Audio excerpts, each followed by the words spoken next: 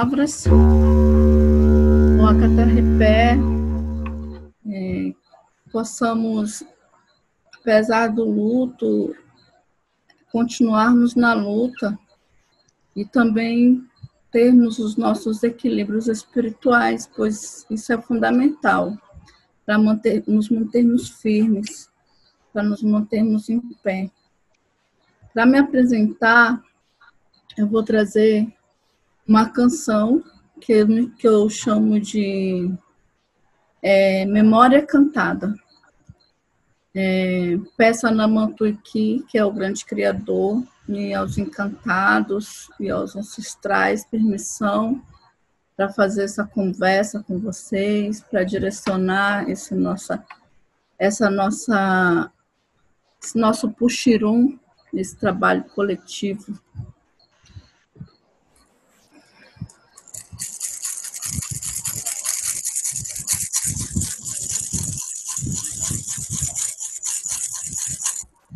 Foi navegando pelo Madeira que encontrei morar em mim, que encontrei morar em mim, que encontrei morar em mim.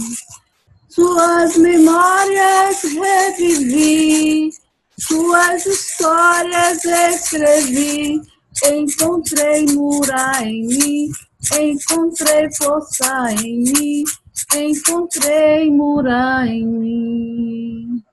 No Itaparanã eu encontrei Cacique Mura, encontrei Cacique Mura, encontrei Cacique Mura.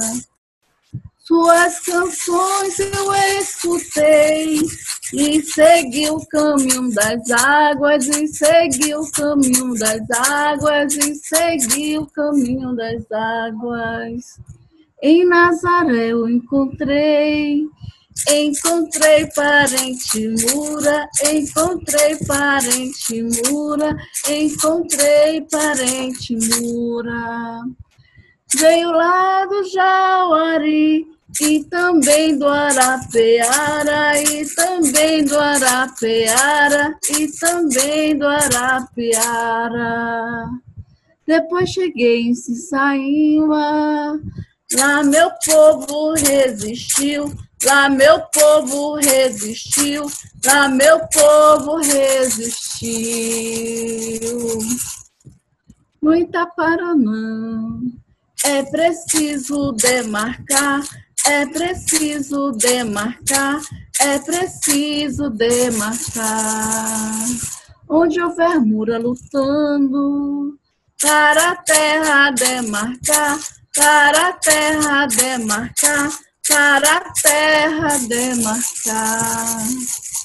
No Capanã é lugar murar também, é lugar murar também, é lugar murar também. Em Porto Velho renasceu, mura para relembrar, mura para relembrar, território de memória, território de memória. Foi navegando pelo Madeira que encontrei morar em mim, que encontrei força em mim, que encontrei morar em mim.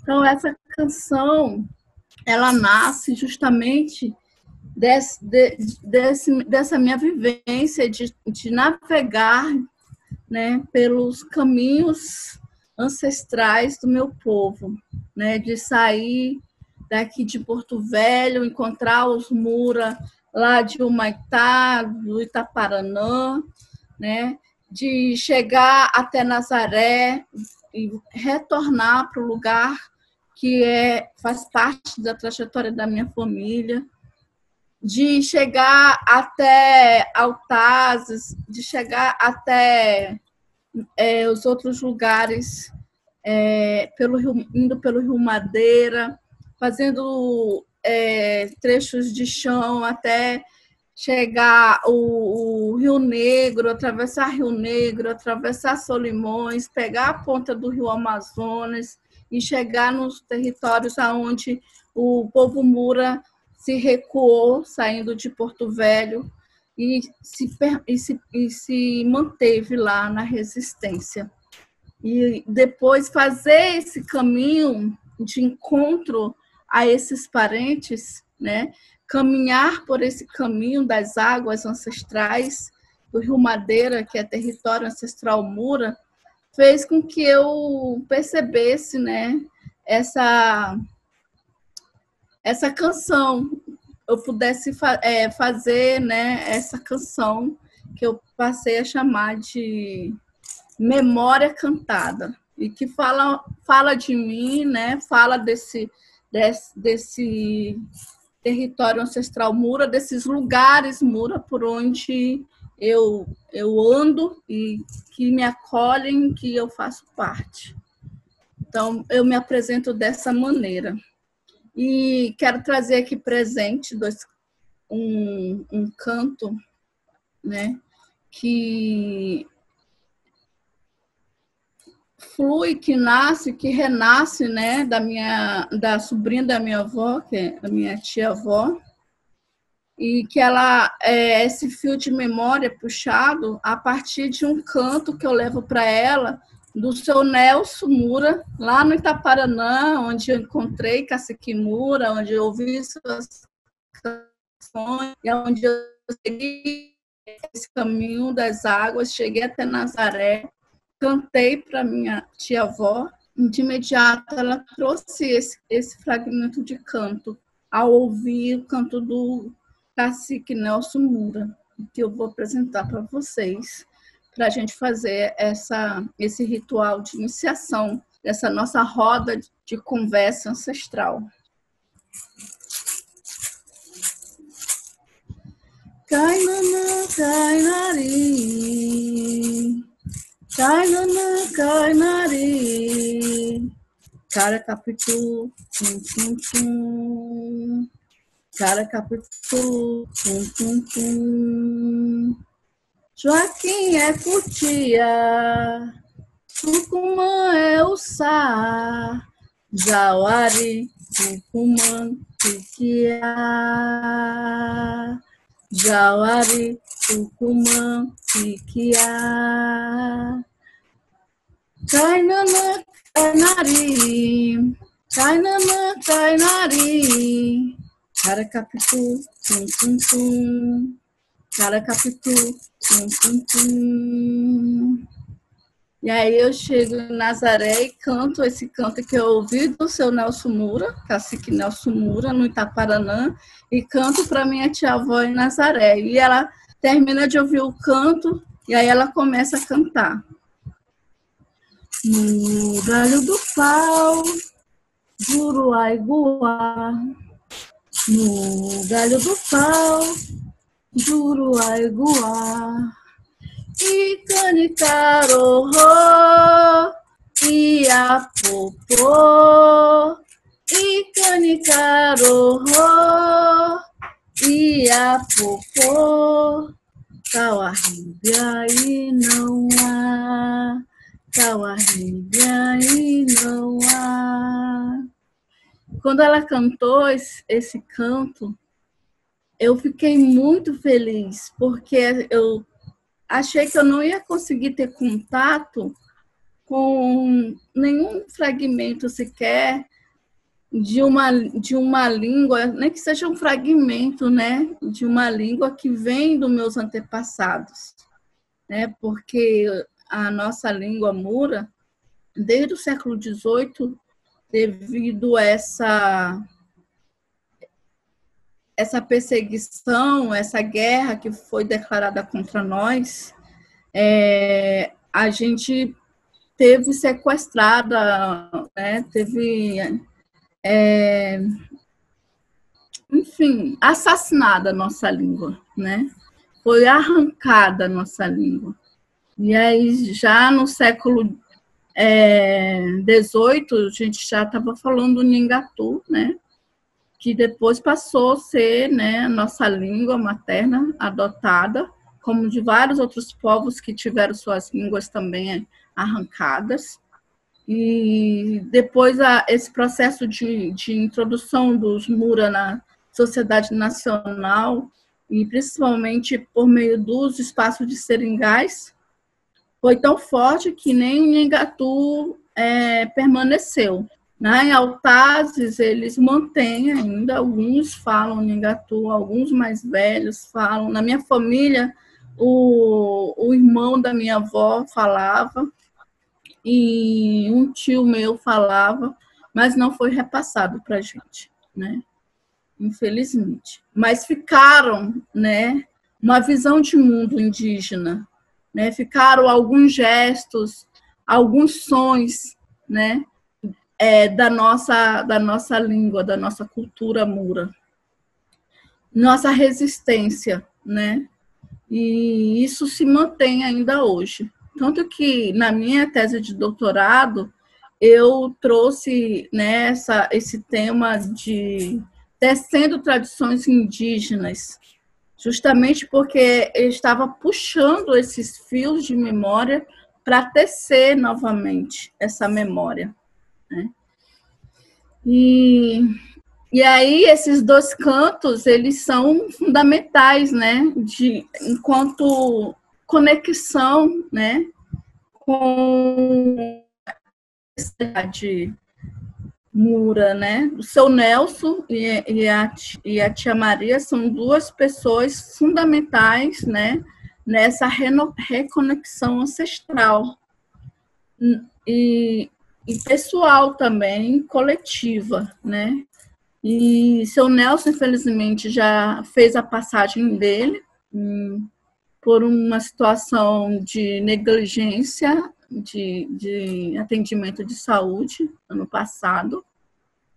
E a tia Maria, que já tem já tem seus 80 e poucos anos, que é a sobrinha da minha avó, acho que das últimas mulheres mais velhas do meu tronco materno, e pegou Covid e está aí viva, resistindo, né?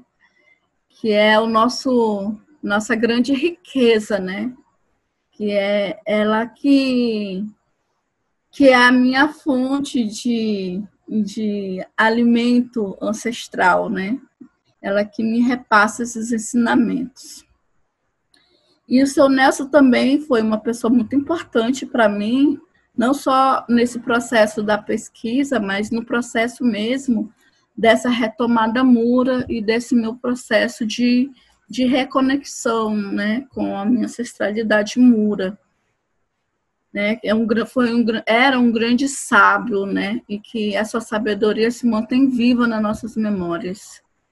E esse canto, ele traz, né, na minha reflexão, toda a relação indígena que nós temos, né, do alimento sagrado, né, e dessa coisa do tornar-se, né, ao mesmo tempo que você é humano, você também é alimento, você também é animal, você também não é parte da natureza, você é natureza. Você não está no meio ambiente, mas você está no ambiente inteiro, porque tudo está interligado, né? Traz essa percepção indígena aí de que assim, nós nos alimentamos desses alimentos sagrados e nos fortalecemos não somente fisicamente, mas também espiritualmente. Né? E a minha tia Maria, ela traz esse canto que é do meu bisavô, que é uma lembrança que ela tem de um fragmento só desse canto, que ela ouvia o avô dela, que nós, na nossa família, chamamos esse meu bisavô, que já é falecido há muito, de pai velho. Né? A nossa avó velha os velhos temos referência, né, do velho e do velho. Tanto que eu tenho o sobrenome do velho, do médico, né? E isso é muito importante para nós, para esse nosso processo, né, de ação mura, né? Nós temos, então, essa referência na minha família, né, da mãe velha e do pai velho, né? E é muito forte, né, nessa questão das referências, né, aos mais velhos. E, então, queria trazer presente, né, essa força ancestral, né, que eu recebo por meio desses cantos. E o nosso território Mura, ele está, né, em Rondônia e está no Amazonas, né? Porto Velho, antes de ser cidade, era território ancestral Mura. Esses dias mesmo eu estava vendo uma síntese, né, de historiografia, onde um historiador aqui de Rondônia, o Abinael, ele fez uma síntese muito boa, né? E traz presente aí a resistência Mura, e aí fala dessa resistência, né, quando chega os exploradores europeus, né, desse extrativismo que o Nilson estava falando, desse extrativismo predatório, né? Porque tem o extrativismo, né, das populações tradicionais que não é predatório, e tem o extrativismo que é predatório, né? E quando vem esses exploradores aí, predadores, teve um momento que a Abinael apresenta que não foi só os Mura, né, que inicialmente colocaram eles para correr, né?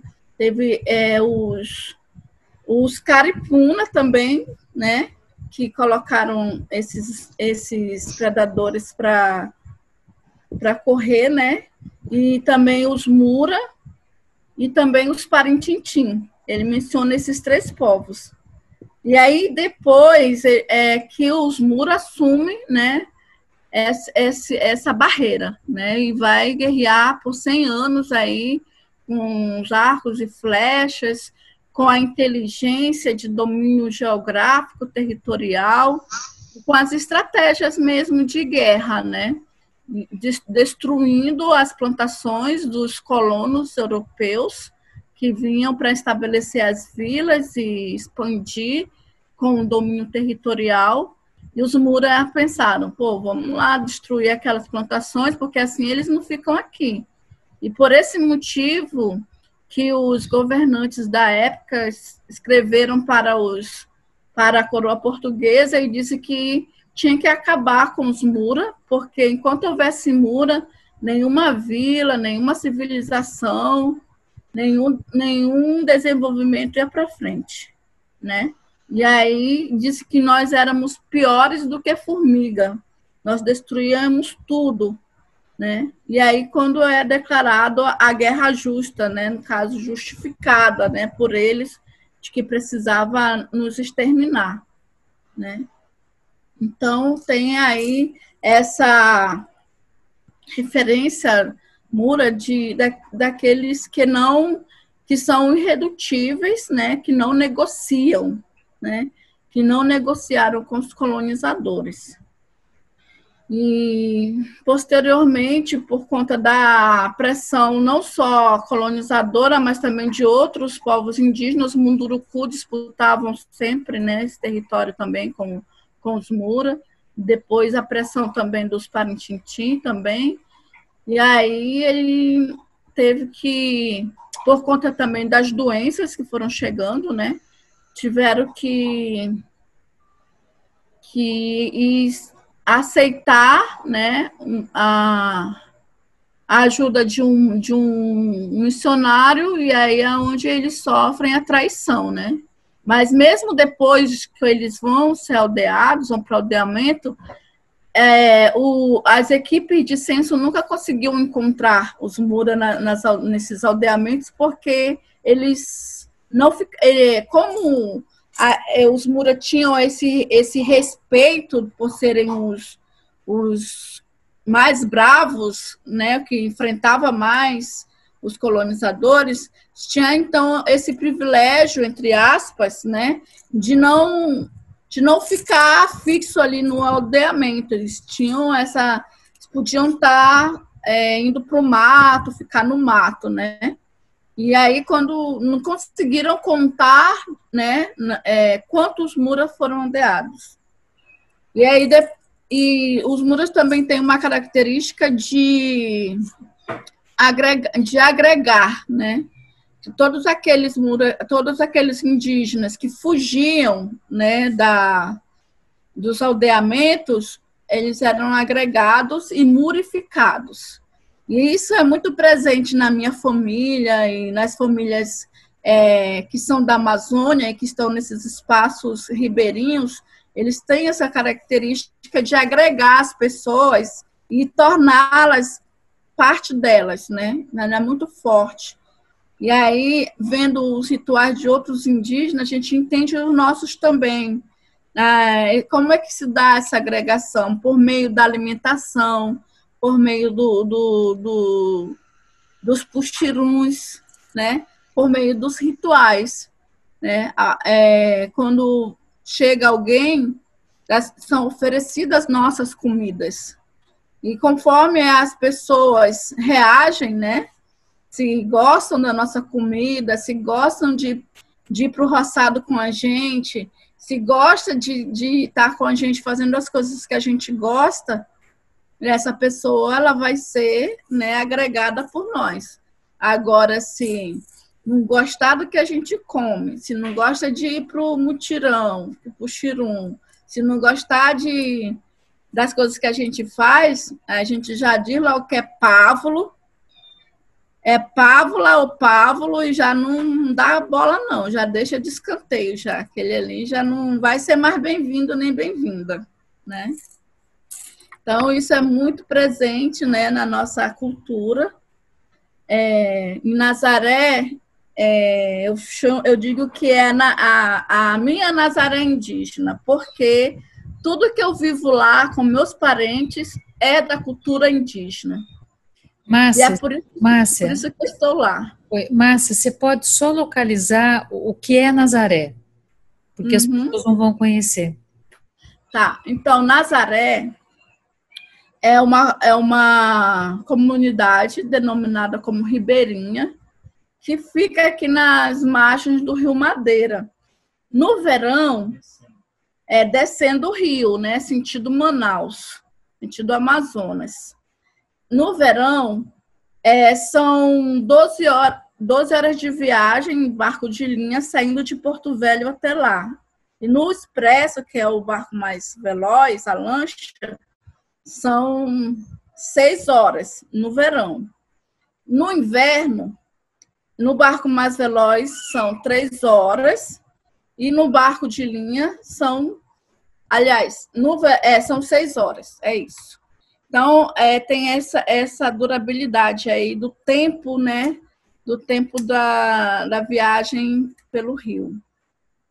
E nessa comunidade, ela antes de tudo, ali era tudo território Mura, né? E o Rio Madeira, existem estudos arqueológicos que ele é habitado, povoado, há mais de 5.000 anos. Ali já foram encontrados aqui na margem do Rio Madeira várias urnas funerárias que comprovam isso, né? O pessoal da arqueologia tem estudado isso. Lá em Nazaré, eu conversando com os mais velhos, com meus parentes, eles têm falado que antigamente, quando eles iam fazer a roça deles, eles encontravam bastante que eles chamam de pão de índio, que é um alimento, né, que a gente encontra enterrado, né, que nem os arqueólogos não conseguiram ainda definir de fato o que é isso, né? Mas a gente entende que era um alimento que eles enterravam, né? Por onde eles iam, e quando eles voltassem, desenterrava e estava ali coberto, né? E estava ainda bom para poder comer. Então, lá, quando iam fazer esses roçados, encontravam muito esse tipo de alimento, né? Então, isso é mais uma prova, né, por meio da oralidade, da existência, né, desses povos aí milenares nessa margem do Rio Madeira. Depois, esse espaço vai se tornar um espaço de seringal, né? Já faz uns 51 ou 52 anos que eles vêm desse espaço de seringal, né? Onde famílias saíram, né, de diferentes espaços de seringais da Amazônia, do Amazonas, e vieram para cá, para Rondônia, trabalhar em seringais no Cuniã, em Nazaré, em Boa Hora e nessas outras comunidades que existem aqui no Rio Madeira. Nessa historiografia do Abimael, achei interessante porque ele vai pontuando ali as localidades, né? O que era antes? Em São Carlos, que é uma comunidade antes de Nazaré, metade da viagem, né, para chegar em Nazaré. São Carlos era eles transformaram no antigo presídio. Era ali que ficavam as pessoas que saíam das regras, né, colocadas pelos colonizadores e ficavam presos ali, né? E Calama era uma missão, né? Uma missão jesuítica, onde tinha um aldeamento, um antigo aldeamento, né, em Calama. Então, eles vão pontuando esses lugares, todos esses lugares antigos, essas comunidades ainda existem, se tornaram comunidades ribeirinhas, né? Nazaré, como Boa Hora, eram antigos seringais, e essas famílias vieram de diferentes seringais do Amazonas, porque era o mesmo patrão, que era o dono das estradas de seringa. Estrada de seringa é o centro, né, que eles chamam, que era o lugar onde fica as seringueiras e que eles iam tirar lá o leite da seringa para transformar em borracha. Então, eles tinham esse patrão lá em Nazaré, que era conhecido como Seu Nanã, né? E aí, há 52 anos atrás, a minha família, como outras famílias, se deslocaram do seringal lá do espaço do Uruapiara, que é um território Mura, um território Mura-Pirahã e um território Parintintim, né? E aí se tornou também um espaço de seringal. Hoje, há essa relação de intercasamento entre os que são do espaço do seringal e os que são do espaço das aldeias. Tem essas relações de compadrios e tem até puxirum entre esses familiares.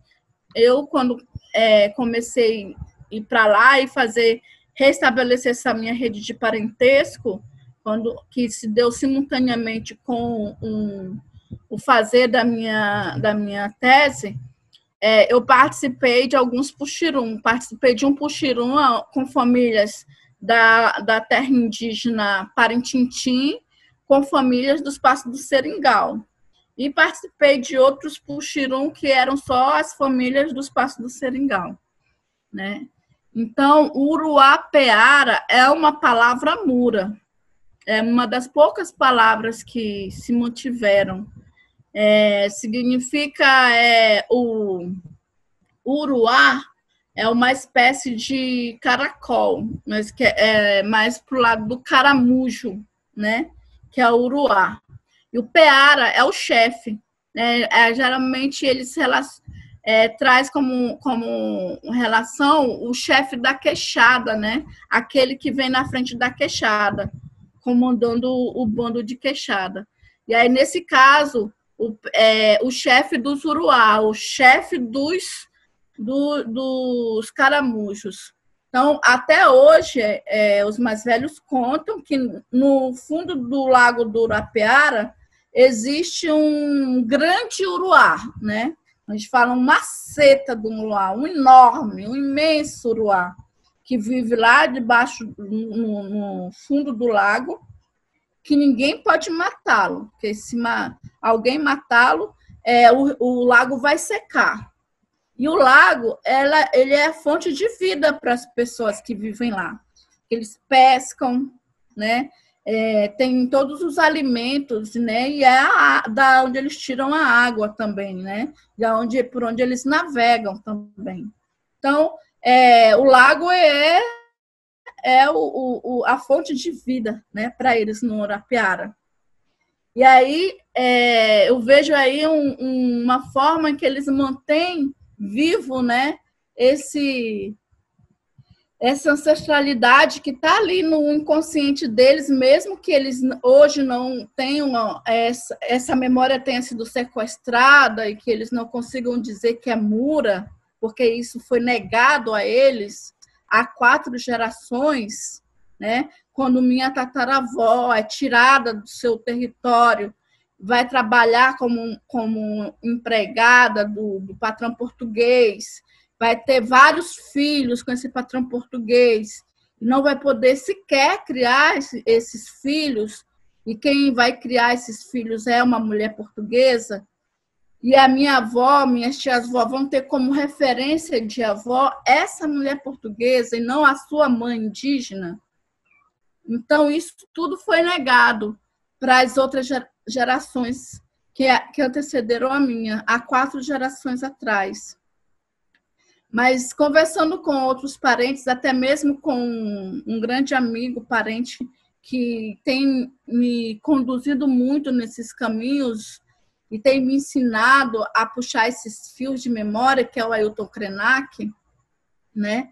Ele, quando eu fui conversar a primeira vez com ele sobre isso, ele só me disse assim, com a sabedoria que ele tem, né? Não, Márcia, não se esqueça que a memória indígena, ela é ancestral. E você tem que aprender a puxar os fios dessa memória. E aí foi quando eu entendi o que eu tinha que fazer, né? Tanto na minha escrita, como na minha vivência. Por isso que eu digo na minha tese que eu faço uma escrevivência. Eu escrevo a partir das minhas vivências, das minhas experiências, das aprendizagens que eu vou tendo com os mais velhos, as mais velhas, nos espaços de aldeia, nos espaços de antigos seringais e nos espaços ribeirinhos, né? Então, eu faço esse exercício e, assim, e vou trazendo essas aprendizagens que eu vou tendo com as pessoas mais velhas da minha família, do meu povo, e essas outras pessoas sábias, né, dos outros povos que eu dialogo, né? Tem várias pessoas, a Tamicuã, que é bem mais nova do que eu, né, que me adotou como mãe, que é uma grande guerreira que foi a primeira a puxar a retomada do Jaraguá, lá em São Paulo, e que me dá grandes ensinamentos, né? E tantos outros, né? Como a dona Margarida Tenharim, quando me disse que eu não falava a minha língua porque tinham tirado de mim. Mas ela sentia que eu era indígena porque isso estava no meu coração. Então, assim, cada vez que uma pessoa mais velha, mesmo que sendo de outra etnia, me recebia e me falava algo assim, isso ia me alimentando, né? Ia me impulsionando a buscar essa minha afirmação Mura.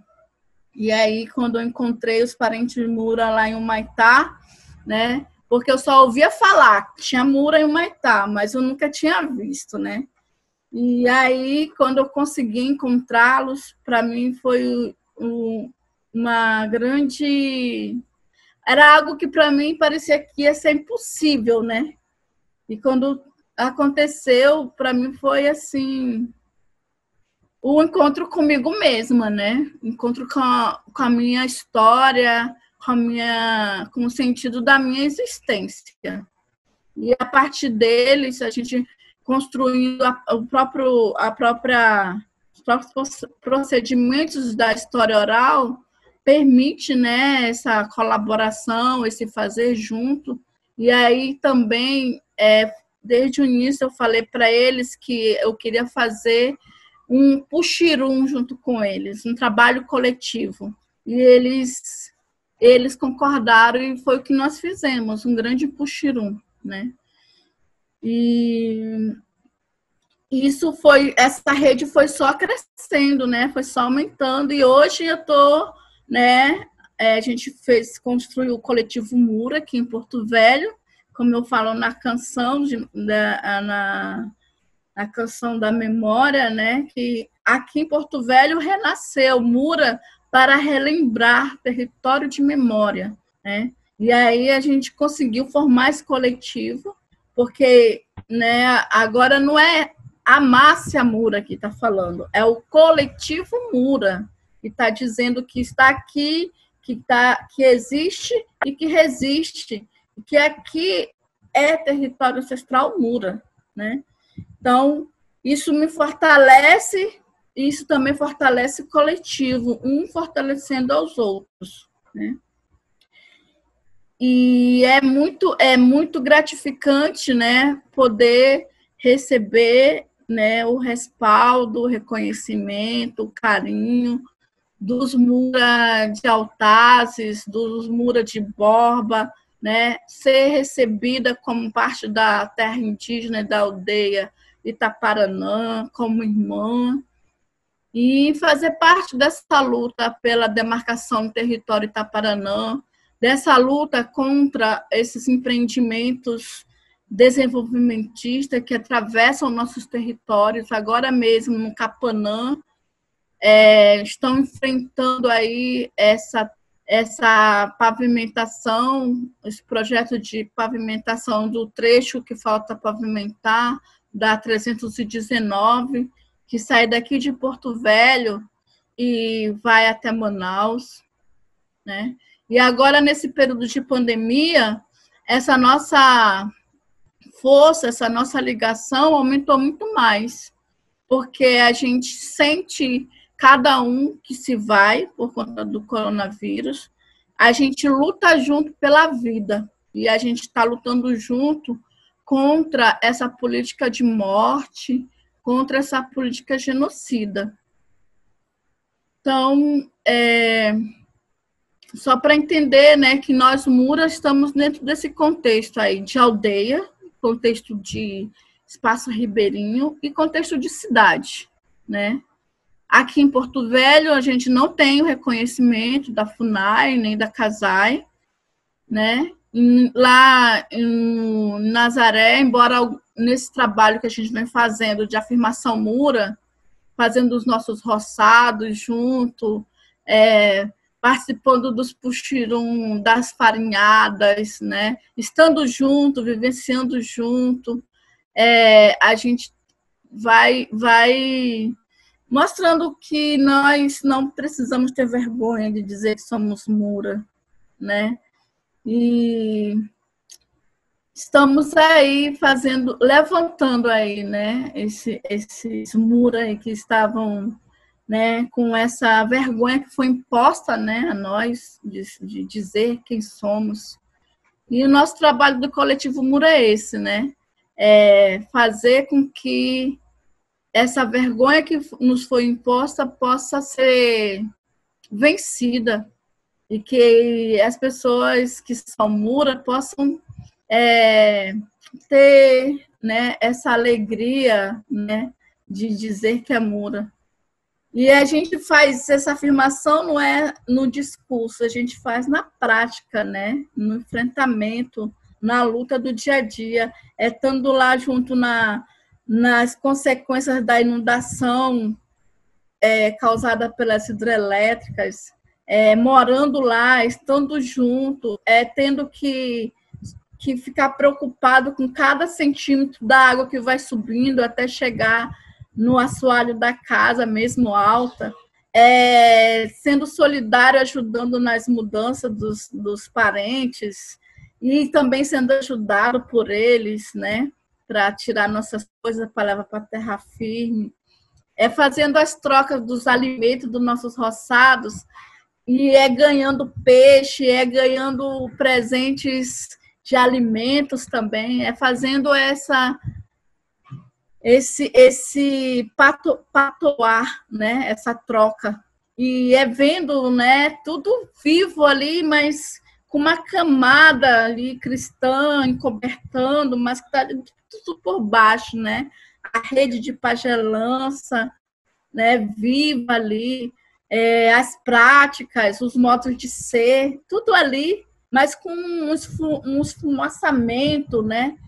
E nem todo mundo consegue enxergar isso, porque não faz o trabalho de escavar, né, essa memória, chega lá e pega o que está no superficial. Então, eu, na minha tese de doutorado, eu procurei fazer um pouco essa escavação, mas vivenciando já esses 4 anos lá, que já fez 4 anos depois do doutorado, que eu estou lá, que eu estou aprendendo cada dia uma coisa diferente, né? Ouvindo meu tio, João Lobato, me ensinando como é que o pirarucu cuida dos filhotes, o pirarucu macho, que carrega os filhotinhos na boca, né? E depois solta para ele se alimentar e recebe ele de volta na boca. Foi a coisa mais linda que eu já tinha ouvido. Como que a gente tem tanto a aprender com um pirarucu macho? E se os humanos fossem assim, como seria tão bom, né? O quanto que a gente tem que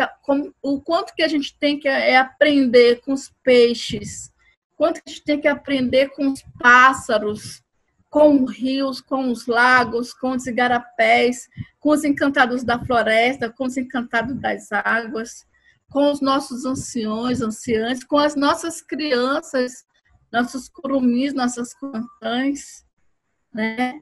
Nossos companheiros, nossas amigas, parentas, primas, primos, tias, tios. É só aprendizado, né? Muito aprendizado e muita troca de experiência. Isso vai de Porto Velho até Altazes. E eu me sinto muito responsável pelo meu povo, né? E foi por isso que, vendo todas as situações que estávamos passando, eu resolvi fazer, né, a campanha SOS Mura, em diferentes contextos, conversando com os tuxauas lá de Altazes, lá de Borba, lá de Itaparanã, né? E acordando com eles como iríamos fazer, e a decisão de eu assumir essa campanha, porque ficava mais fácil por estar em Porto Velho, por ter uma internet melhor, apesar de todos os problemas, de poder ter acesso à questão bancária e tudo mais. E aí nós iniciamos essa campanha já lá para o começo de março, e de lá para cá a gente tem crescido muito nesse protagonismo indígena e enquanto coletivo, né? E isso para a gente é muito importante. Acho que agora vocês podem perguntar mais coisas e eu vou falando. Acho que é importante você falar sobre como foi esse processo seu inverso, né? Nós somos testemunha de muitos e muitos indígenas que acabam, por pressão da cultura do branco, né, deixando, abrindo mão ou abandonando, negando a sua própria origem e se assumindo como brancos, né?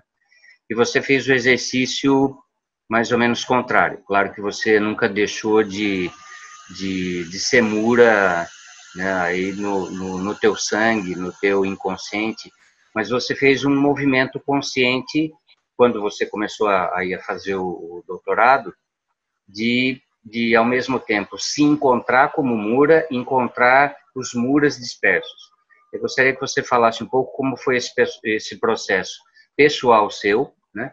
Esse processo pessoal seu, e como foi também esse processo coletivo de você ser, de certa forma, um elemento que reaglutinou a aldeia.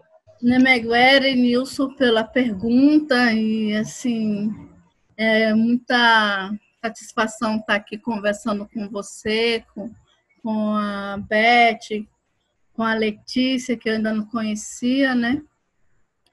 E vocês dois conhecem um pouco da minha trajetória, né, de formação acadêmica, né? Enfim, algumas pessoas... E gostei muito do jeito que você perguntou, né? Porque muita gente fala assim... como foi que você virou Mura, né? Como se fosse uma coisa assim, vou virar Mura agora, entendeu?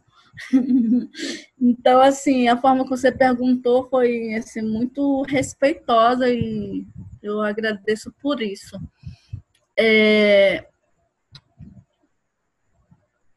A minha assim, essa minha aproximação, né, com essa minha ancestralidade indígena foi um longo processo, né?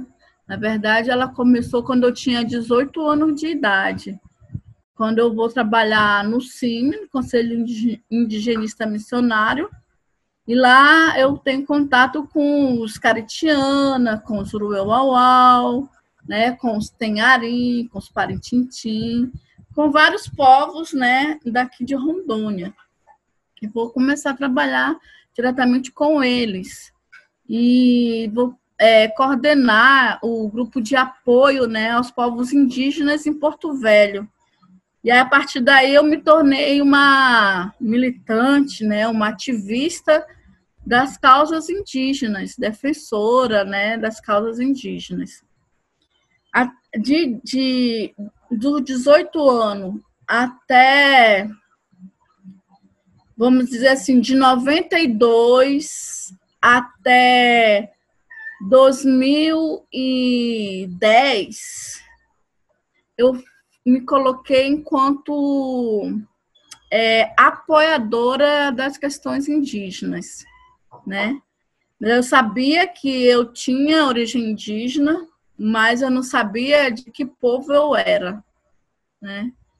E também tinha consciência que a forma de como a gente se alimentava, a forma de como a gente vivia, a minha família, sempre eu ia com a minha avó, né, para os sítios onde morava um tio meu, sempre morou em sítio em beira de estrada, ou na beira de rio, nunca a terra dele, sempre cuidando da terra dos outros, plantando para os outros, cuidando da terra para os outros. E aí depois foi para a beira do rio, e aí já tendo um espaço dele. E aí sempre estive nesses espaços, né? Ligada à floresta, ligada ao rio. Então, isso eu sempre tive, né, essa relação. Minha avó, mesmo nunca dizendo que ela era mura, que ela era indígena, ela gostava de dizer que ela era amazonense, né? Ela dizia, o que a senhora é, avó? Sou amazonense. E nesse jeito amazonense dela ser, ela me ensinou a ser indígena, ela me ensinou a olhar o mundo como indígena. Só que essa consciência eu fui tomando aos poucos, só depois que eu vim tomar essa consciência, né? Tanto que eu, quando era criança, eu acreditava que eu era filha do Bem-TV, porque ela dizia que eu era filha do Bem-TV, né? E aí, quando eu escutava o canto do Bem-TV, ela dizia, olha lá, teu pai está te chamando. Então, eu achava... E hoje eu me sinto uma filha do Bem-TV, porque depois que meu pai morreu, meu pai biológico, eu tenho essa conexão muito forte com o Bem-TV, de ele estar perto, ele aparecer para cantar quando eu estou triste, quando estou indecisa, quando estou em momentos difíceis.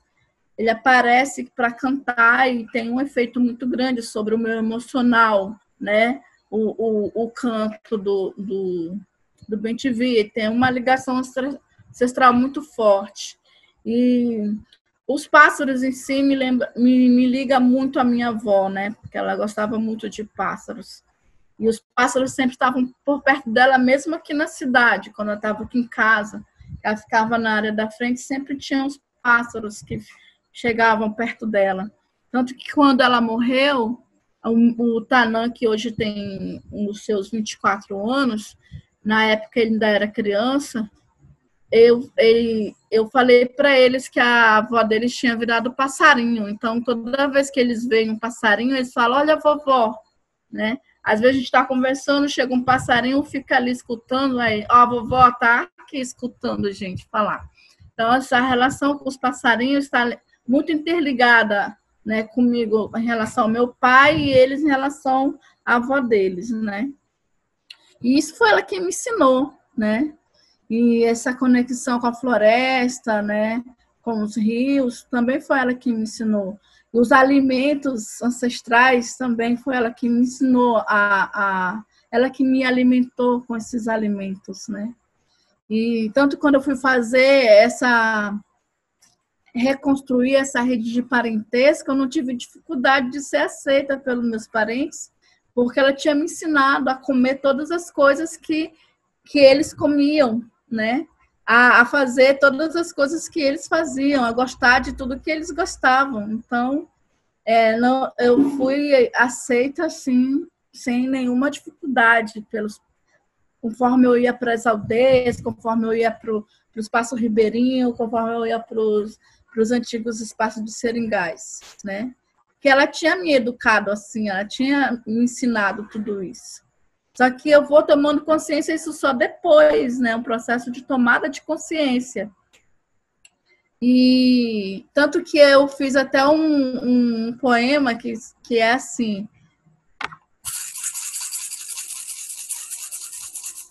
antes de eu nascer, eu era água, eu era vento, eu era chuva, eu era terra. Depois que eu recebi o sopro de Acti-Parré, me tornei gente. E fui alimentada por minha avó com os frutos dados por Namantuique, piquiá, puruí, abacaba, açaí, cará roxo.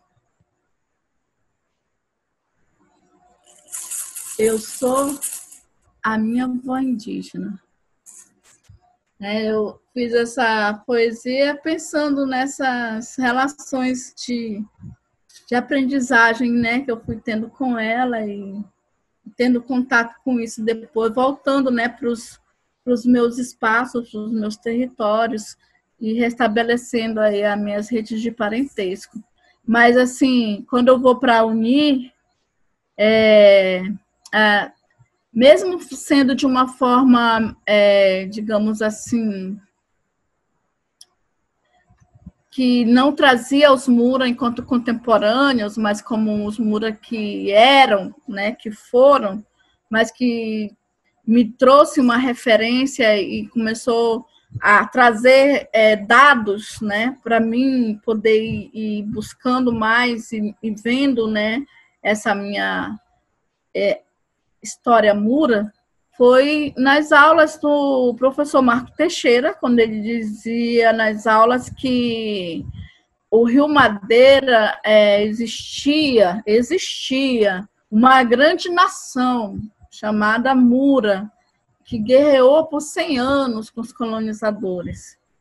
Aí eu comecei me formando enquanto historiadora, né, e buscando, né, essas historiografias, essas informações, ouvindo, aí me tornei oralista por conta da relação com o professor Alberto, a professora Fabíola, na vivência no Centro de Hermenêutica, e aí o fato de, no Centro de Hermenêutica, ter um projeto guarda-chuva, que era Nordestinos na Amazônia, eu fiquei pensando, bom, se a gente vai poder entrevistar seringueiros, então eu posso entrevistar minha avó, que eu cresci ouvindo as histórias dela do tempo que ela morava no Seringal. Daí é quando eu inicio essa minha trajetória de fazer a história oral com a minha própria família e construir as memórias, minhas próprias memórias, né?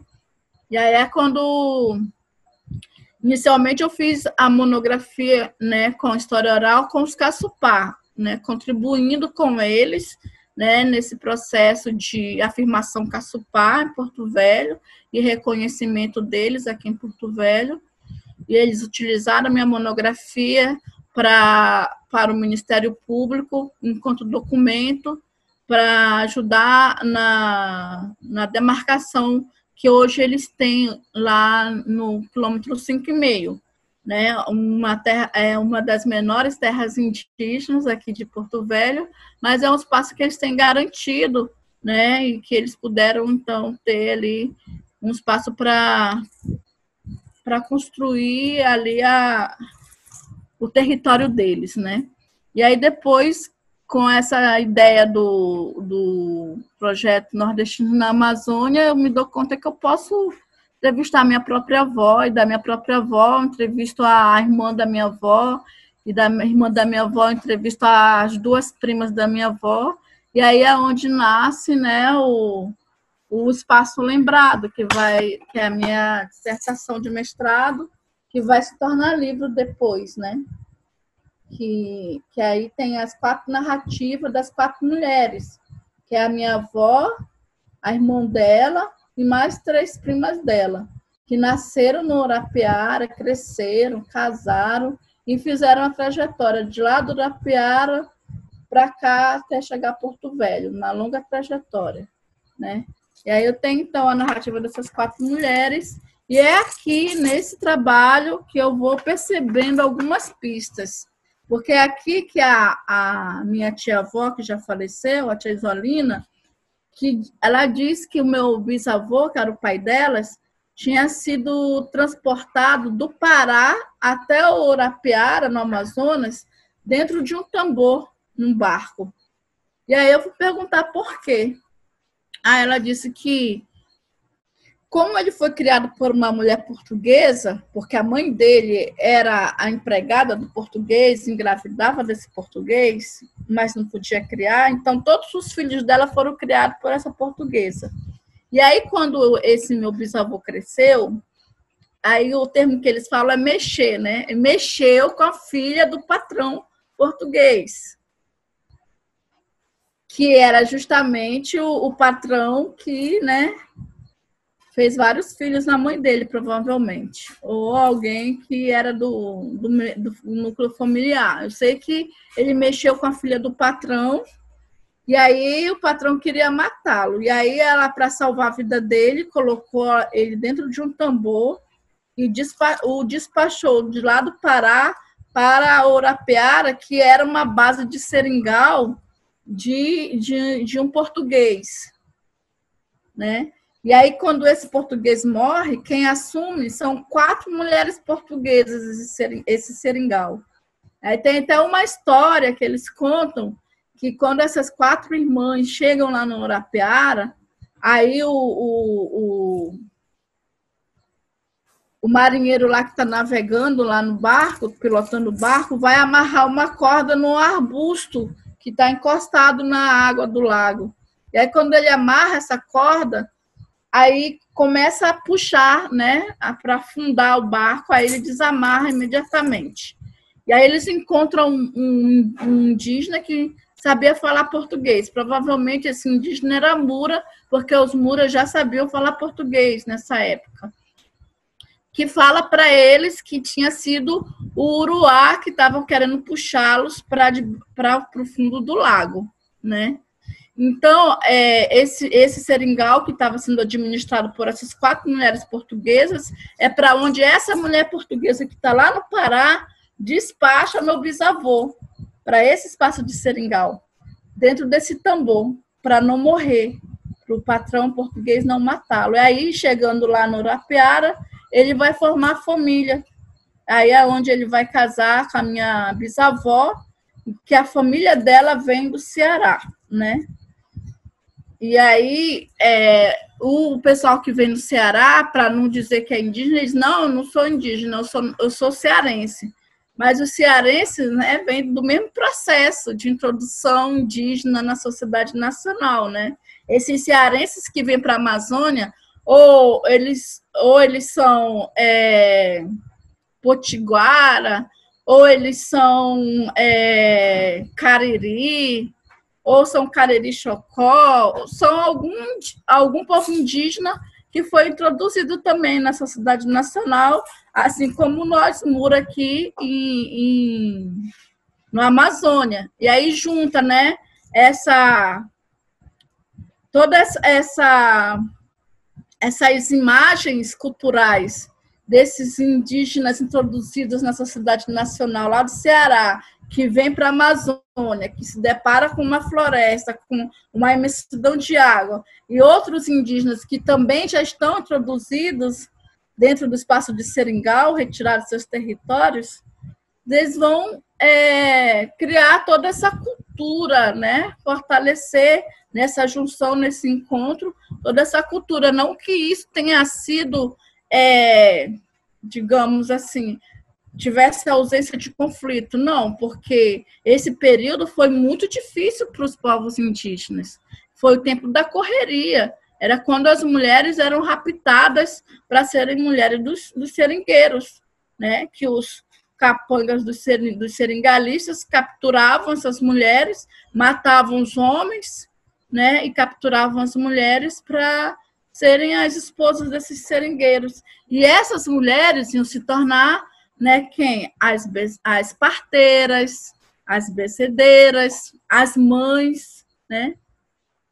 E aí vem toda essa formação aí, né, dessa população de Seringal que mantém, né, a cultura e o modo de ser indígena, mas já com uma memória raptada, sequestrada, né? E um grande exemplo disso são os Runicuim, lá no Acre. Eles fizeram a retomada deles também. Eles estavam introduzidos no espaço de Seringal. E eles conseguiram fazer a retomada deles, são um dos mais fortes enquanto ancestralidades rituais hoje, né, na Amazônia. Então, como diz a minha filha do coração, a Tamikuan Retixixi, que não sei pronunciar direito o nome dela, ela está tudo dentro de nós só precisamos despertar e trazer para fora e manter dentro também vivo, né? Então, é isso que nós estamos nos propondo a fazer, né? E é isso que eu fui fazendo. Aí, com o doutorado, eu resolvi, né, adentrar nisso e puxar os fios de memória e buscando as pistas que estavam aqui no espaço lembrado e desdobrando isso e buscando e puxando, né, esses fios aí para fazer, né, a nossa ancestralidade se fortalecer novamente. A Rigoberta Menchú, ela fala assim: eu me chamo Rigoberta Menchú e assim nasceu minha consciência. Então, eu me chamo Márcia Mura e assim nasceu a minha consciência, que é uma tomada de consciência. E a colonização, ela há 520 anos, né, dizendo que você não pode ser indígena, que ser indígena é feio, que ser indígena não é ser atrasado, né? E dizer que você não pode dizer que é indígena porque há 4 gerações seu antepassado foi tirado do território. Então, e se é possível fazer esse renascimento, se é possível puxar esses fios de memória, é porque está aqui dentro da gente, né? Não sai de outro lugar. É de nós mesmos, né? Não é uma coisa alienígena que está fora de nós. Então, e tem uma coisa que é uma a gente... tomada de consciência mesmo. E tem uma coisa que a gente que conhece mais aí você, a gente sabe, quer dizer, esse processo, ele não se tornou um fardo para você carregar. Na verdade, você ganhou um par de asas para poder voar. Né? É como se eu tivesse me libertado, né? Sim. E me encontrado. E é bem o movimento contrário daquilo que a gente vê nas aldeias, né? Junto à etnia dos caritianas e tantos outros, a gente vê assim uma juventude profundamente angustiada por não querer mais, né? Pertencer ao berço de onde nasceu, né?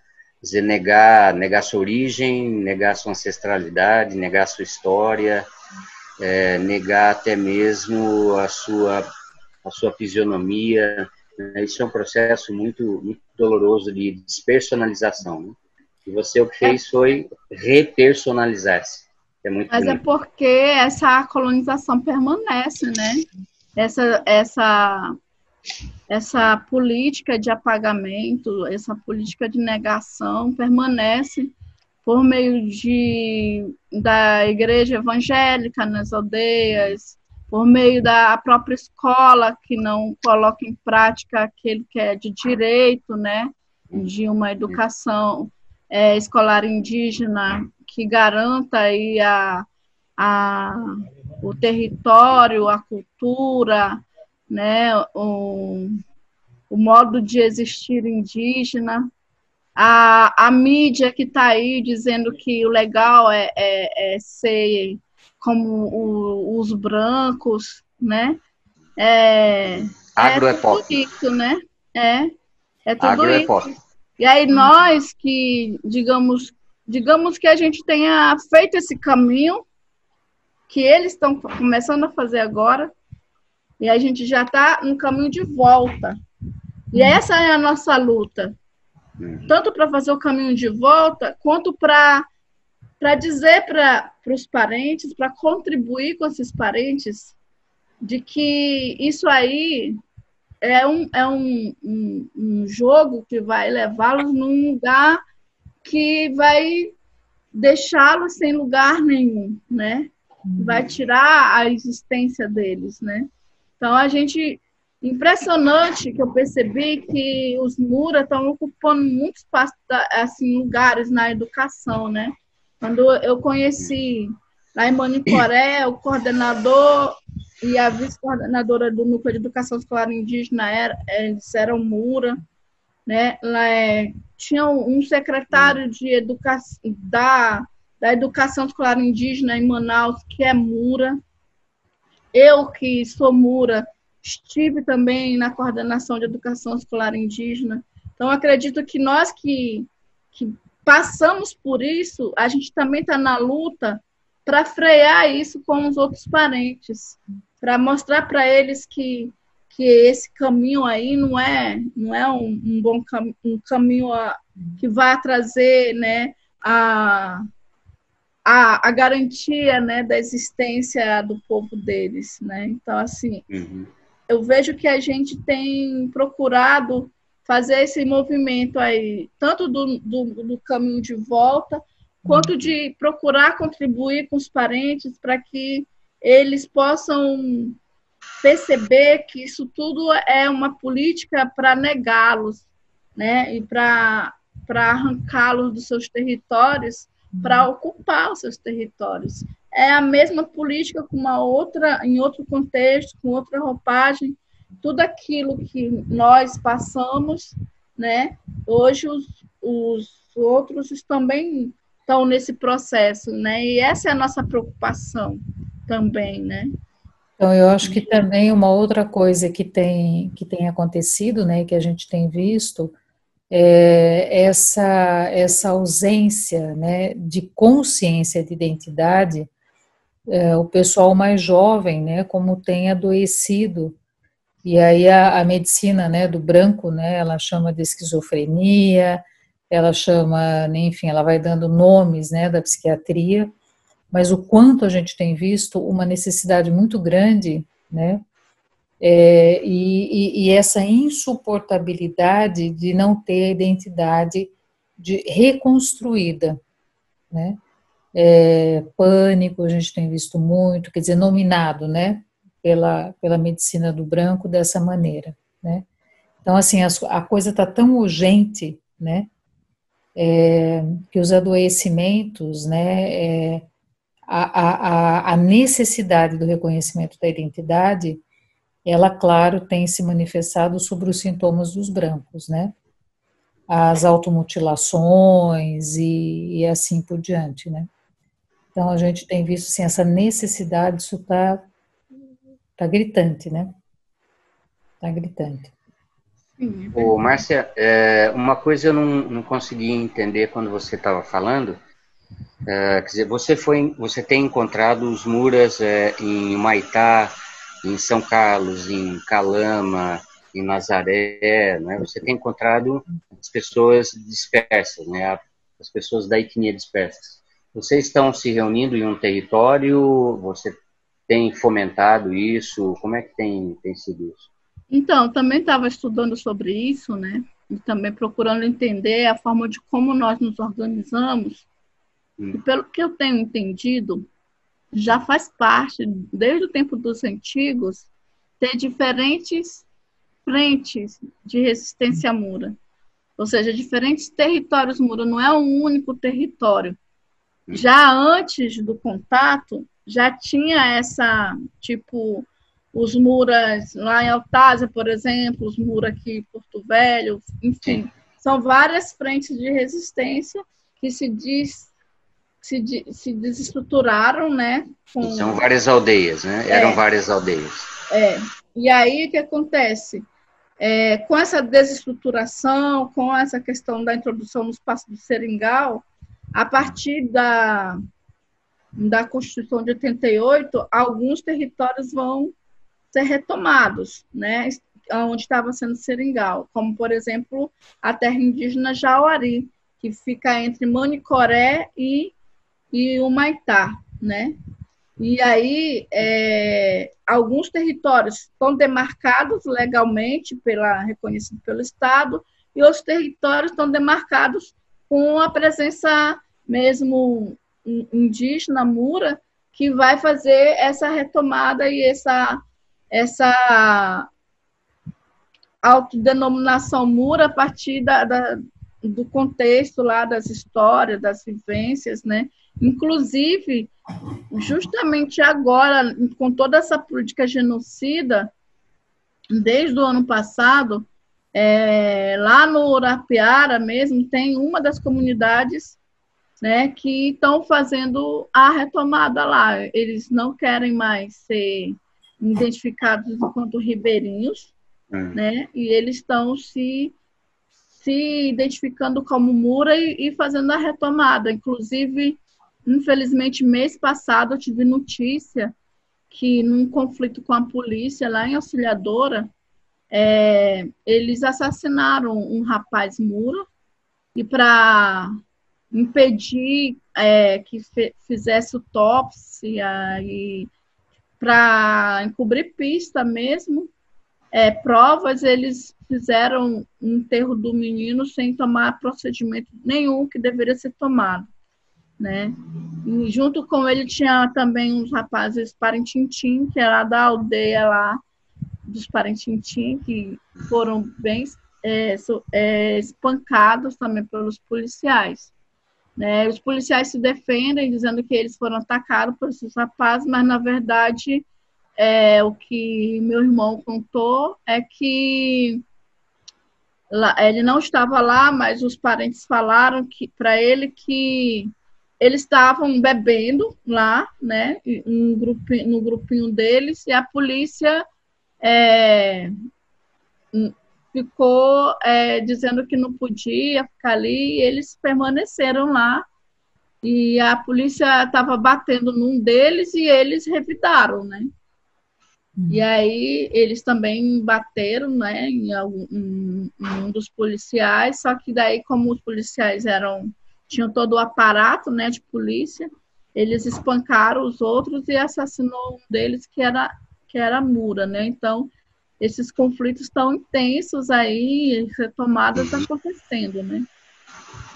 É uma coisa que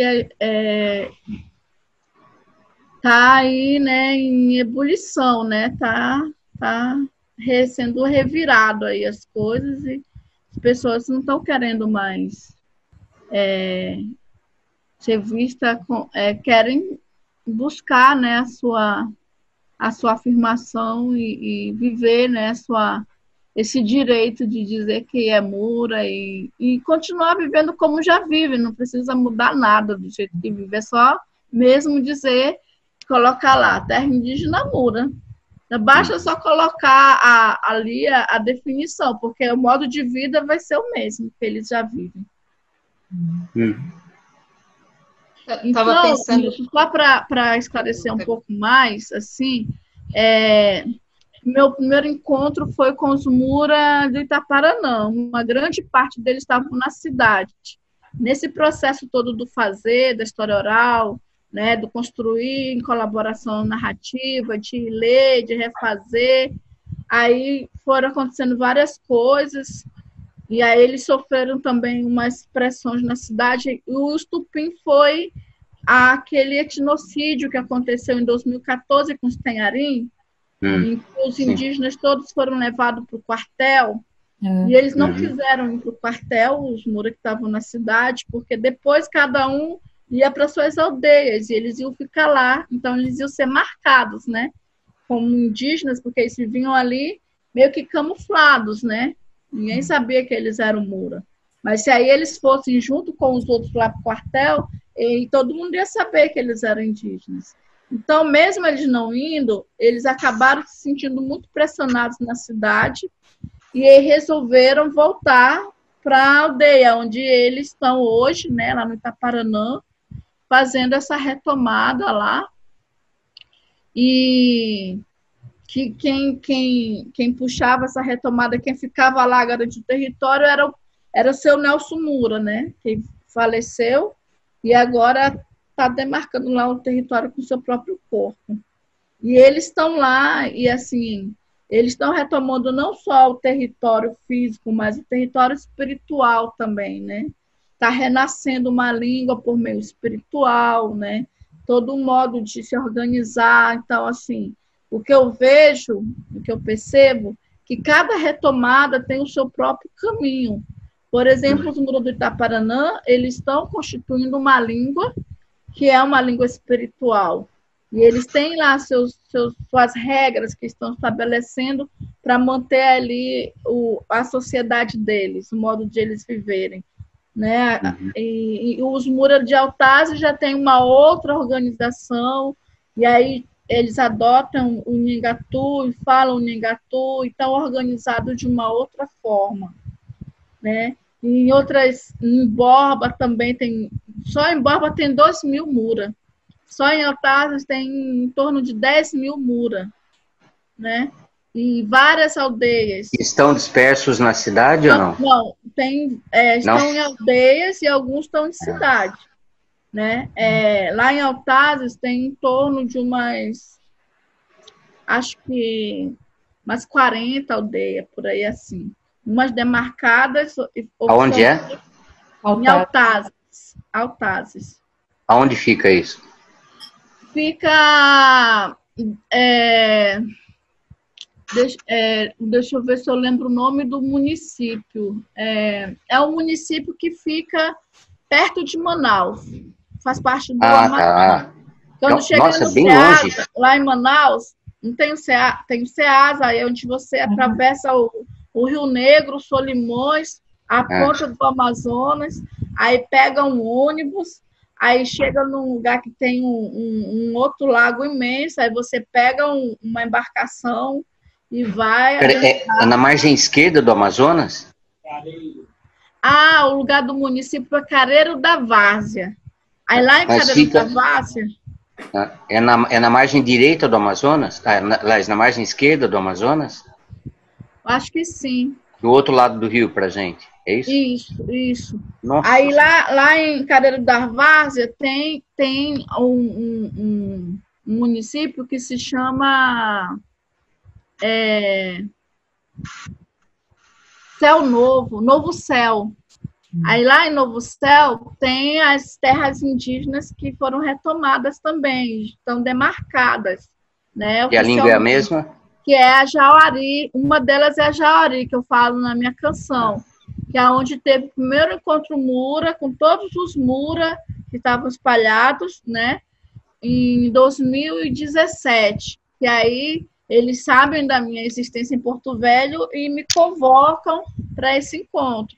Que aí eu saio daqui de Porto Velho e vou de barco até Manaus e faço todo esse trajeto até chegar lá. E a língua é a mesma? Hã? Então, nessa região do Careiro da Várzea e Altazes, uns estão retomando o Nhingatu e outros já são falantes do Nhingatu.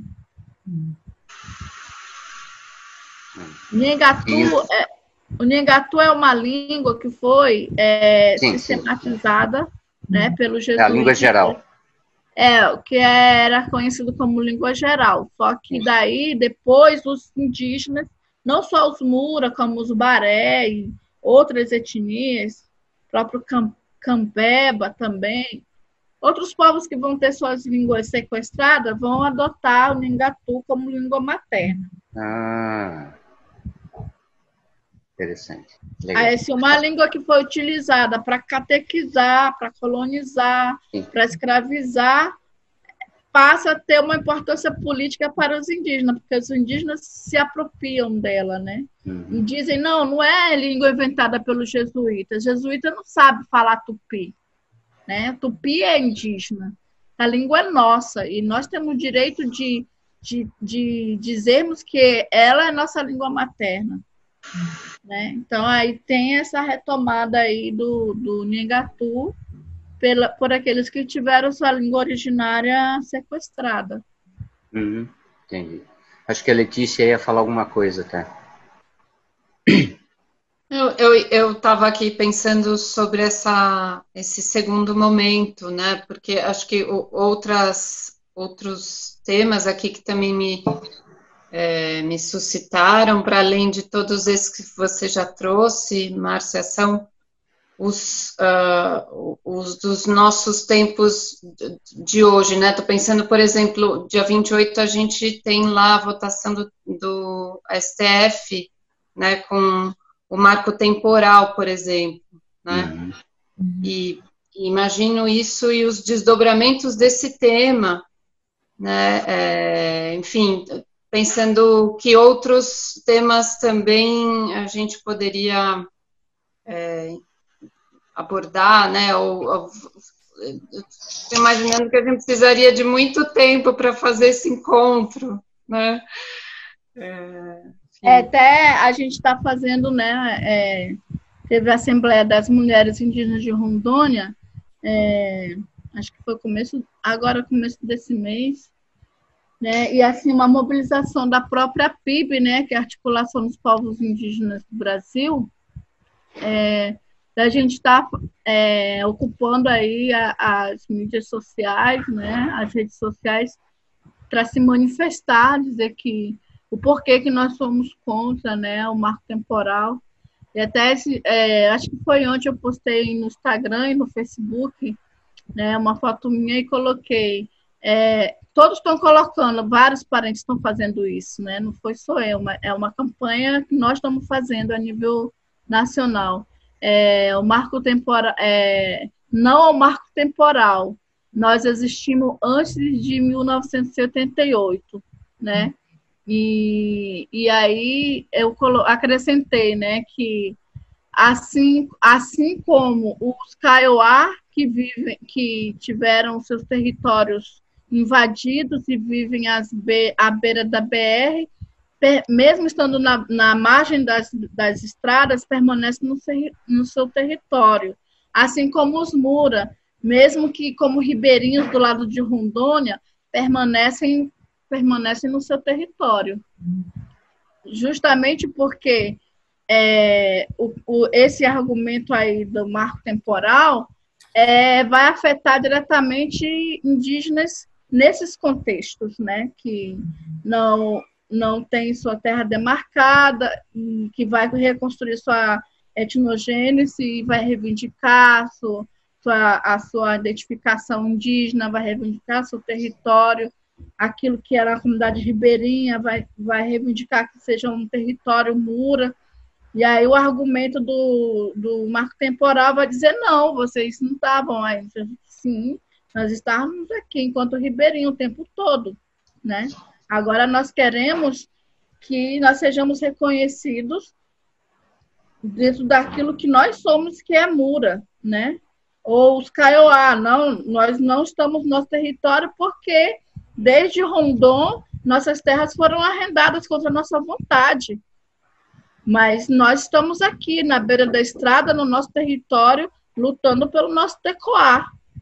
Ou estamos aqui no território, no nosso tecoá, trabalhando como empregado fazendeiro, mas permanecemos no nosso território. Sempre, eu não sei se a Letícia tem participado de alguns grupos de discussão sobre as diversas etnias, enfim. Uma coisa que tem sido muito interessante é ouvir de cada etnia o mito de origem, né? Qual é o mito de origem delas, né? E não só, alguns mitos de origem envolvem falar sobre a forma e a criação da própria aldeia e como o branco surge no meio desse mito de criação, né?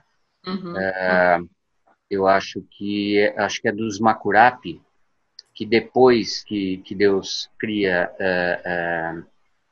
tudo, né, e cria os Macurapi, ele acaba criando os brancos.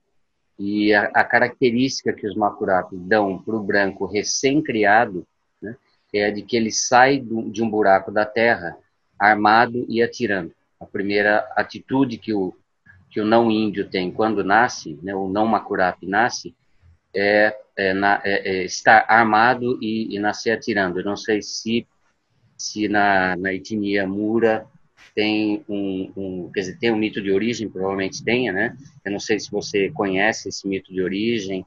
Acho que isso até no dia é interessante colocar para o grupo todo, né?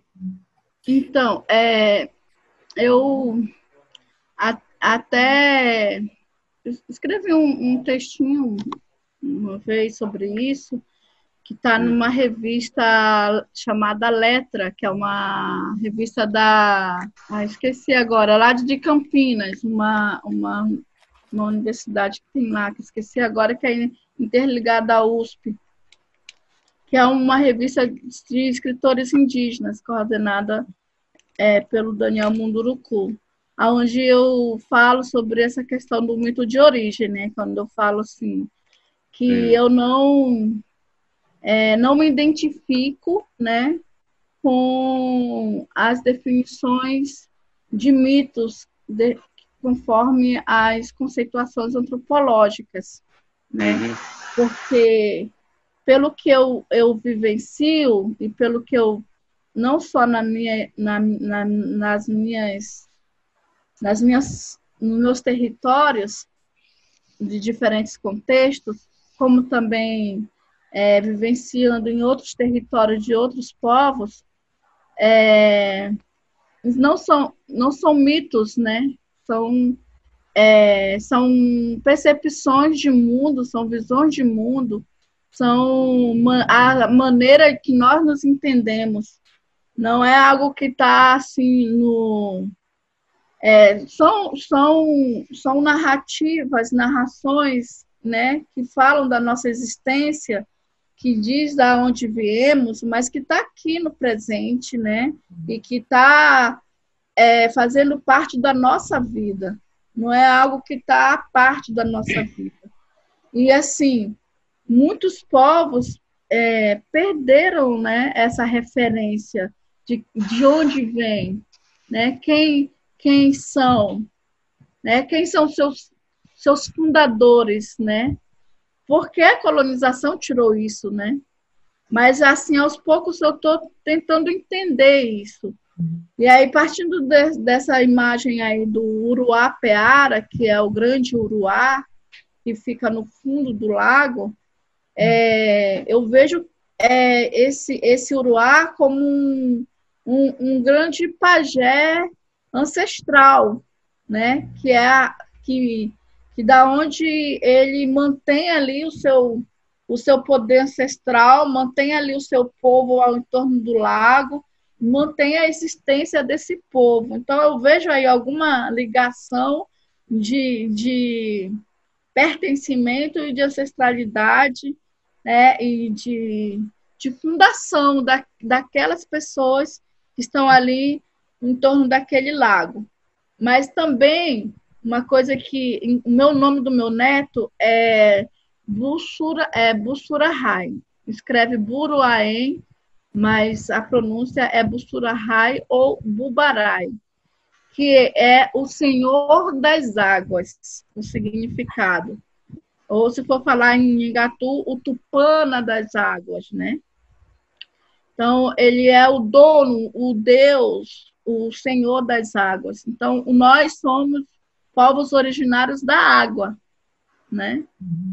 Somos os dominadores da água. Nós temos o domínio da água. E aí eu coloquei esse nome no meu filho, aliás, no meu neto, porque a gente acredita que por meio dele vai se manter viva essa ancestralidade que nós estamos puxando, né, e repassando para ele. E aí, por isso, a gente deu o nome dele, que é um nome que era o nome do povo, de como ele se autodenominava antes do contato. Então, e aí, eu pude confirmar isso com os parentes lá de Altazes. Então, eu acredito que nós somos povos originários da água. Somos os senhores da água, dominamos as águas. Mas é isso que isso tudo, Nilson, são os fios de memória que a gente vai puxando e tecendo novamente, porque tudo isso, né, foi sendo desmanchado, né?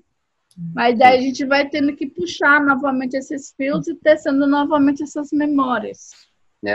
E acho que talvez uma coisa que seja um trabalho teu aí de memória seria entender o porquê dessa diáspora toda, né? Quer dizer, se tem muro aqui, e esses muros que você está falando estão na outra margem do Rio Amazonas, eles estão a mais de 1.000 quilômetros, né, desse grupo que você tem encontrado. Mas é uma diáspora grande, né? Eu não sei se talvez o processo de ocupação de Porto Velho, né? Que eu acho que o azar do Mura foi ficar exatamente onde ia ficar Porto Velho, né? Porto Velho é a estrada de ferro, né? Acho que os Mura e os Caritianas, eu acho que foram os que mais passaram apuro nesse processo, né? Porque pelo que você falou... Caripuna. Os Caripuna também? Os Caripuna os Caripuna passou por cima do território deles, a ferrovia Mandaram-Mamoré. Quer dizer, o território Mura aqui, ele fica... Quer dizer, embaixo ficam os Caritianas, do lado esquerdo ficam os Caripunas, em cima ficam os Tenharins e os Parintintins, é isso?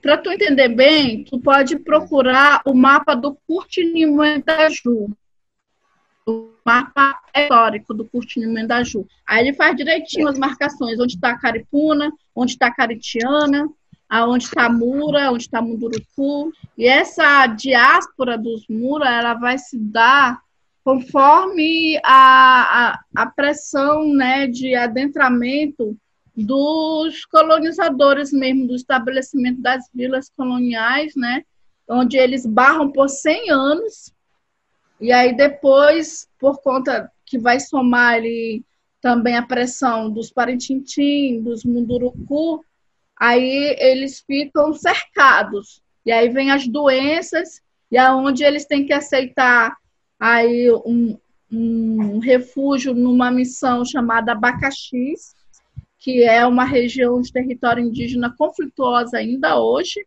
Esses tempos mesmo está tendo bastante conflito lá. E lá foi armada uma tocaia para eles.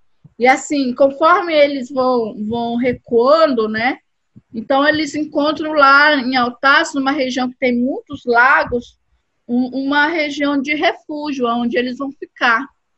Tanto que em Altazes é o lugar, como é o centro político dos Mura, porque eles estão lá não é assim igual aqui em Porto Velho, que em 1700 os muros estavam aqui em Porto Velho, e no Rio Jaci, e no Rio Madeira inteiro, até chegar perto do Rio Negro, né? E depois vai ter ser tido como extinto. Lá em Altazes, eles se mantiveram lá, eles chegaram lá, né, como esse espaço de refúgio, ficaram lá, permaneceram lá, né? Então, lá é o centro político Mura. E aí, aqui em Porto Velho, a gente está fazendo a retomada Mura, né?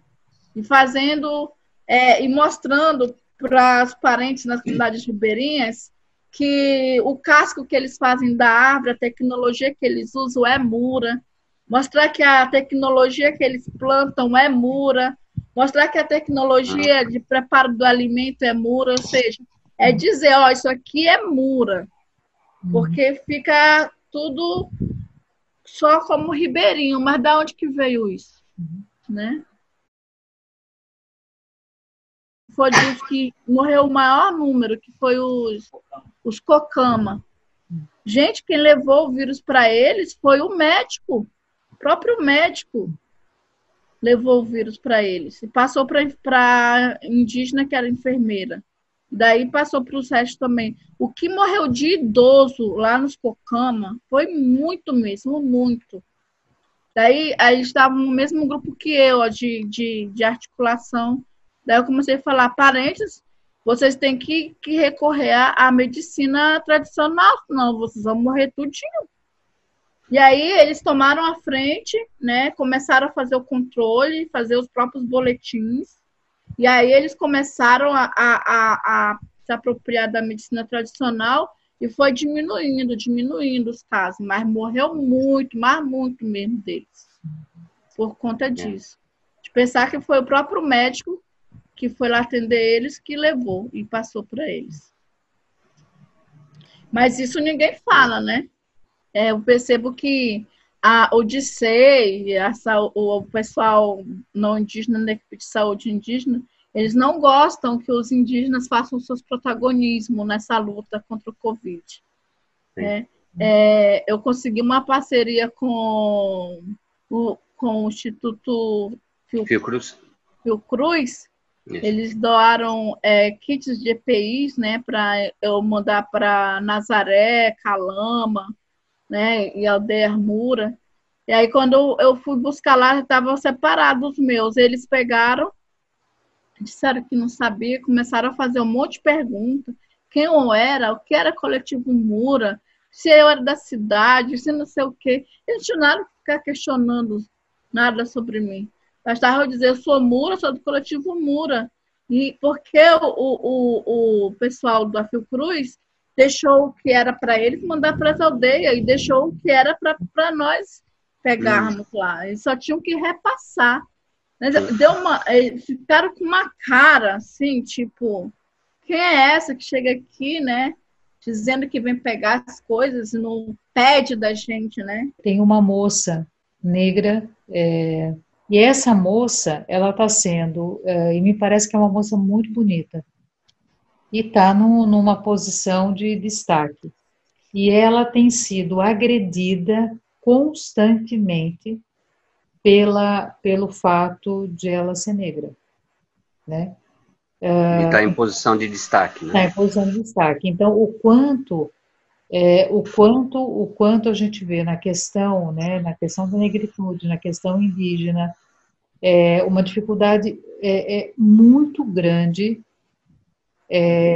de respeito, de cuidado, na verdade é com aquilo que não é igual a mim, né? E mesmo nos iguais a mim, o que as pessoas fazem é estratificar, né?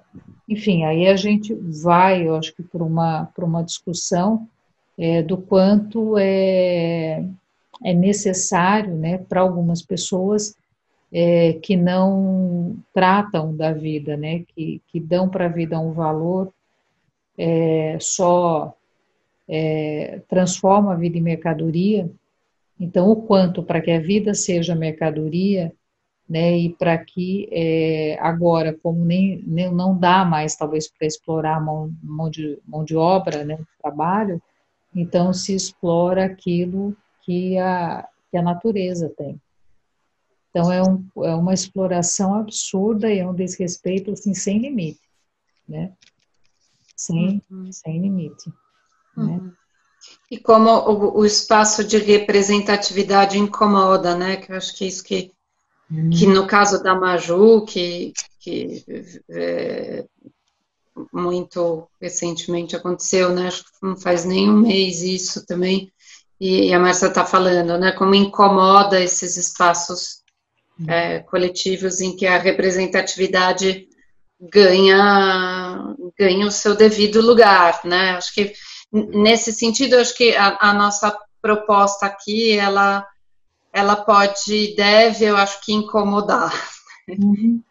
Eu acho que a gente precisa usar todo e qualquer espaço possível, né? Ainda mais na mídia, de falar, né? De falar, se expor.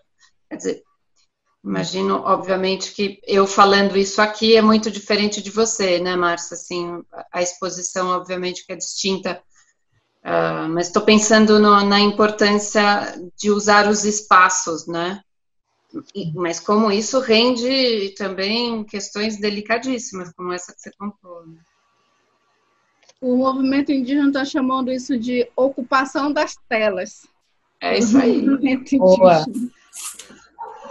Mura, mura, mura, mura, mura, mura. Kainana, kainari. Kainana, kainari. Caracapitu, tum, tum, tum. Caracapitu, tum, tum, tum. Mura, mura, mura, mura, mura, mura.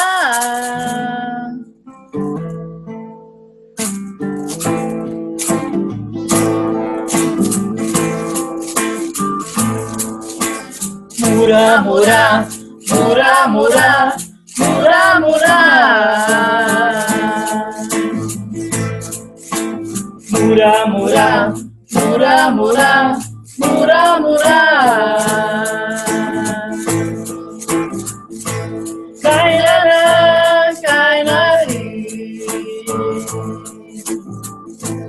Kainara, kainari. Caracapitu, tum, tum, tum. Caracapitu, tum, tum, tum. Caracapitu, tum, tum, tum. Caracapitu, tum, tum, tum. Joaquim é Cutia, Tucumã é Uçá, Jauari, Tucumã, Piquiá, Jauari, Tucumã, Piquiá. Kainara, kainari. Kainara, kainari. Caracapitu,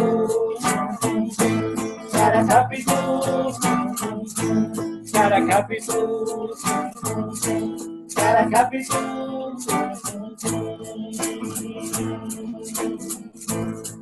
Joaquim é Cutia, Tucumã é Uçá, Jauari, Tucumã, Piquiá, Jauari, Tucumã, Piquiá. Mura, mura, mura, mura, mura, mura. Mura, mura, mura, mura, mura, mura.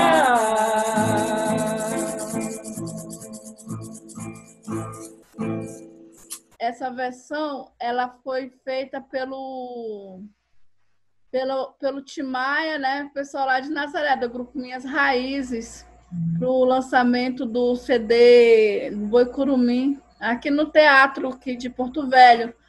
E tem a dança do pajé, né? Que é feito pelo Tanã, pelo Lucas, que é com base na narrativa do seu Nelson, da Cobra Grande, porque nós também temos essa relação ancestral com a Cobra Grande, né? Segundo o seu Nelson, depois que o último pajé do clã dele morreu, ele morreu fisicamente, mas ele se manteve vivo espiritualmente em forma de cobra grande no fundo do rio, né? Então, com base nessa narrativa, o Lucas faz a dança da pagelança. Essa narrativa da cobra grande, ela é muito forte para os Muras, assim como a dos Boto também, no Rio Madeira. E aí, a demarcação simbólica desse território no Rio Madeira também se dá por meio dessas narrações, dessas narrativas que permanecem vivas nas comunidades às margens do Rio Madeira, da Cobra Grande, dos botos, né?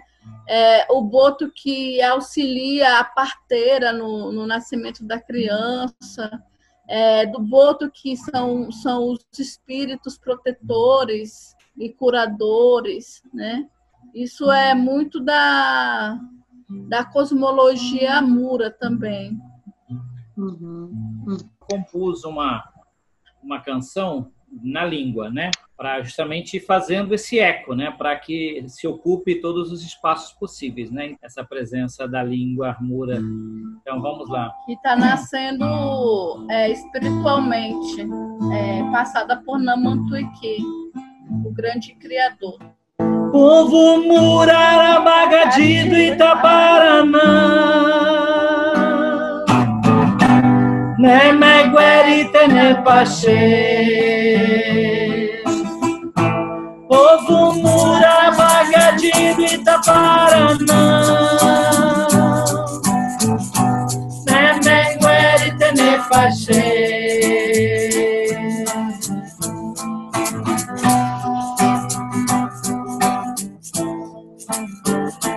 Rapachari Guriangabawe, Epequarandi Namantuiqui.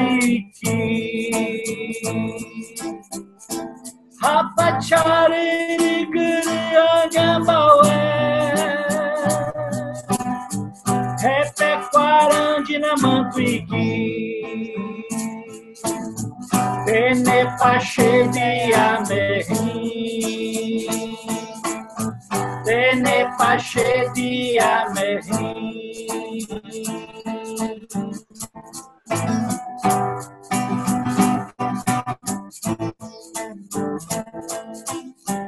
Macuturu Nadawamã, Ararapego e Baraxê é Pequarã. Macuturu Nagamamã, Arabengueri Baraxê é Pequarã. Ataragote Wararega Tenepaxê, Ataragote Wararega Tenepaxê. Ataragueti Waragara Tenepaxê. Povo Mura, Arabagadi do Itaparanã, muito obrigado, meus irmãos. Dá licença, meu nome é Gabaué,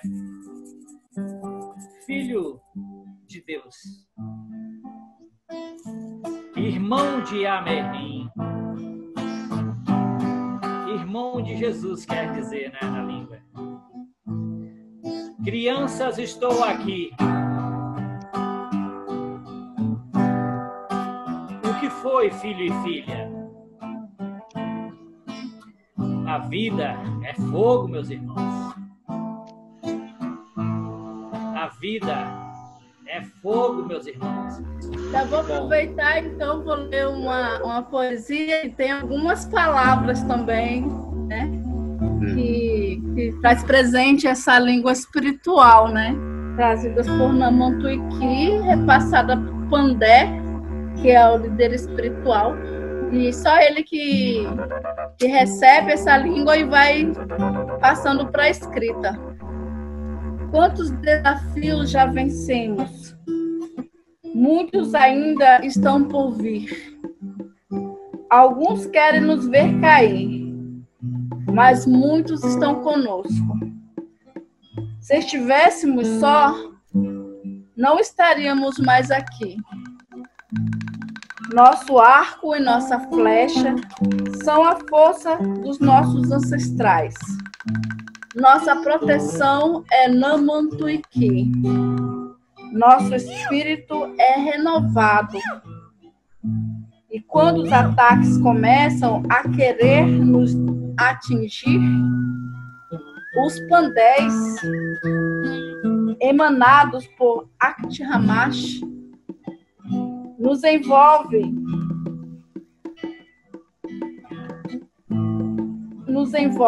O Akhtiparé e o Chacorru num só canto e numa só dança. No Jamapuá, para nossas forças renovar e a luta continuar. Anemipa.